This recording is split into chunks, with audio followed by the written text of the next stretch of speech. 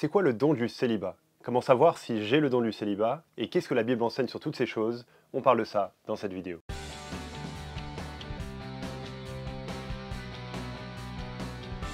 On entend souvent parler dans les milieux chrétiens du don du célibat comme d'une capacité spéciale que Dieu donnerait à certains qui leur permet de rester célibataires toute leur vie. Voilà, t'as le don du célibat, c'est une capacité que Dieu te donne et tu dois rester célibataire toute ta vie. Et du coup, la grande crainte qu'on a quand on est jeune et chrétien, qu'on a envie de se marier, on se dit j'espère que j'ai pas le don du célibat. J'espère que Dieu m'a pas donné le don du célibat parce que sinon, je dois rester célibataire toute ma vie alors même que j'ai envie de me marier. Heureusement, la Bible présente le célibat de manière bien plus belle et parle du don du célibat de manière bien plus rassurante. Et c'est ce que j'aimerais qu'on voit dans cette vidéo. En fait, ce que l'on voit dans la Bible, c'est que c'est le célibat lui-même qui est un don plutôt qu'une capacité que Dieu donnerait pour rester célibataire. Et on voit ça quand on prend le temps de regarder 1 Corinthiens 7. C'est dans ce chapitre-là que Paul parle du célibat comme d'un don. La Bible ne mentionne jamais explicitement le mot don du célibat, mais dans ce chapitre, 1 Corinthiens 7, c'est le seul endroit où Paul parle du célibat comme d'un don. Et en fait, la première chose à remarquer, c'est que dans ce chapitre-là, Paul parle non seulement du célibat comme d'un don, mais aussi du mariage comme d'un don. Donc si on parle du don du célibat, on devrait aussi parler du don du mariage. Regarde dans 1 Corinthiens au chapitre 7, je lis le verset 7, c'est Paul qui parle et il écrit ceci: « Je voudrais que tous soient comme moi, mais chacun tient de Dieu un don particulier,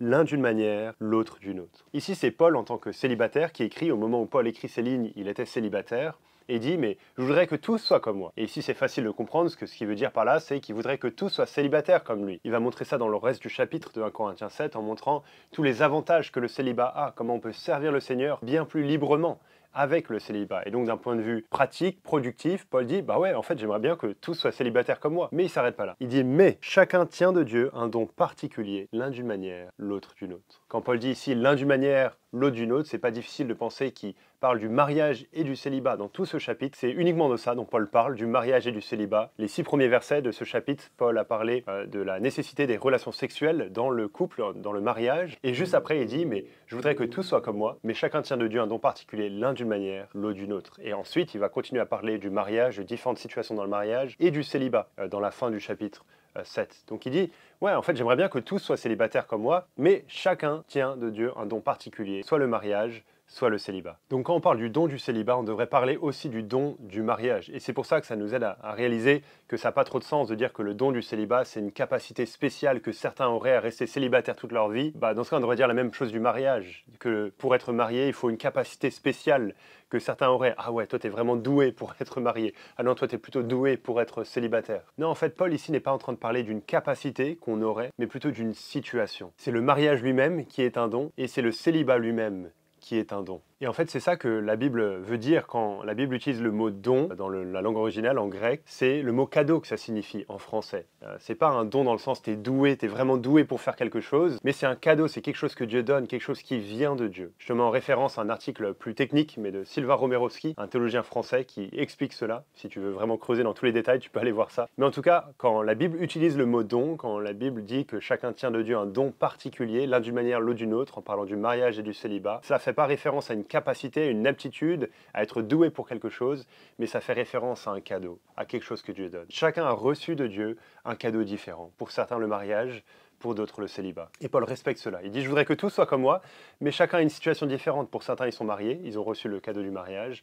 Pour d'autres, ils sont célibataires, ils ont reçu le cadeau du célibat. Et on voit ça d'ailleurs dans le verset juste après, on a lu le verset 7, mais dans le verset 8, Paul commence à s'adresser à différentes personnes, différentes situations de personnes. Des personnes qui sont veuves, des personnes qui sont célibataires, des personnes qui sont mariées avec un conjoint non-croyant, différentes situations. Au verset 8, il s'adresse à ceux qui ne sont pas mariés aux veuves. Je dis qu'il est bien pour eux de rester comme moi. Paul dit aux veuves, à des personnes qui avaient un mari et ce mari est décédé, de rester comme lui, de rester célibataire. C'est pas ici qu'il donne un ordre. Au verset juste après, d'ailleurs, il dira qu'il y a une possibilité de se marier. Et d'ailleurs, à la fin du chapitre, au chapitre 7, verset 39, il dira aux veuves qu'elles sont libres de se remarier. Donc, c'est pas qu'il interdit le mariage dans ce chapitre-là. Il reconnaît que le mariage est une option tout à fait valable et bonne et qu'il encourage, et le reste de la Bible à d'autres endroits encourage cela et célèbre ça comme quelque chose de bon. Mais c'est pas le but de Paul dans 1 Corinthiens 7. Le but de Paul dans 1 Corinthiens 7, c'est de montrer tous les avantages du célibat, dans un sens, de dire, bah ouais les amis, moi je recommande le célibat, c'est une bonne chose, vous pouvez servir le Seigneur beaucoup plus librement. Et donc il dit à ses veuves, bah, c'est bien pour elles de rester comme moi. Et donc ça nous aide à comprendre que c'est pas une aptitude spéciale dont il est question ici, parce que Paul dit pas à ses veuves, ah bah devenez célibataire parce que vous avez vraiment la capacité d'être célibataire. Non, ces veuves étaient mariées avant. Elles avaient le don du mariage avant. Et maintenant, elles doivent vivre le célibat parce qu'elles ont reçu le don du célibat. Donc, j'espère que tu suis, mais c'est pas que Paul recommande le célibat à ces veuves en raison d'une aptitude qu'elles auraient, mais juste parce qu'il voit tous les avantages du célibat. Et leur situation de ces veuves montre bien que le don dont il est question ne peut pas être une aptitude, une capacité, parce que leur situation change. Et elles étaient mariées avant, et maintenant elles sont célibataires. Plutôt, ici, Paul fait référence à une situation. On pourrait dire le don qu'est le célibat et le don qu'est le mariage. Chacun a reçu de Dieu un don différent. C'est donc le célibat lui-même qui est un don, et le mariage lui-même qui est un don. Et c'est pas que ce don ne peut jamais changer, c'est pas de dire ah bah voilà, quelqu'un a reçu le don du célibat, il doit rester célibataire toute sa vie, quelqu'un reçoit le don du mariage, il doit rester marié toute sa vie. Bah, on sait que pour le mariage, ça ne sera pas le cas. On voit l'exemple de ces veuves. S'il y a un décès, bah, le mariage est rompu et l'alliance du mariage n'existe plus. Et donc, comme Paul le dit dans ce chapitre, les veuves, au verset 39 du chapitre 7 d'un Corinthiens, sont libres de se remarier. Leur situation peut changer. Paul reconnaît tout à fait cela. Et de la même manière pour le célibat, Paul dans ce chapitre n'interdit pas le mariage. On le voit dans plusieurs versets dans la suite du chapitre où il dit bah, si quelqu'un se marie, il ne pêche pas, et où il donne un avis, où il recommande des choses, plutôt en raison de tous les avantages qu'il voit par rapport au célibat, mais il n'interdit jamais le mariage. Il ne veut pas dire que c'est mauvais de changer de situation, mais plutôt le but de Paul dans tout ce chapitre 7 d'un Corinthiens, c'est de dire mais les amis, vous n'avez pas besoin de changer de situation pour glorifier Dieu. Vous pouvez glorifier Dieu tel que vous êtes. Alors glorifiez Dieu dans votre situation, célibataire ou marié. C'est pas que c'est mauvais de changer de situation, mais c'est pas nécessaire de le faire. Donc Paul n'est pas en train d'interdire le changement dans ce chapitre-là, et donc c'est pas que si on a reçu le don du célibat, on reçoit ça comme une condamnation sur notre tête qui nous oblige à rester célibataire toute notre vie, mais c'est plutôt de dire que si on est célibataire aujourd'hui, on est en train de vivre le célibat, c'est notre situation, c'est le cadeau qu'on a reçu du Seigneur, jusqu'à ce que, Dieu voulant, et si le Seigneur le permet, notre situation change et que l'on soit marié, et qu'on reçoive donc le cadeau du mariage. Donc comment savoir si j'ai le don du célibat ?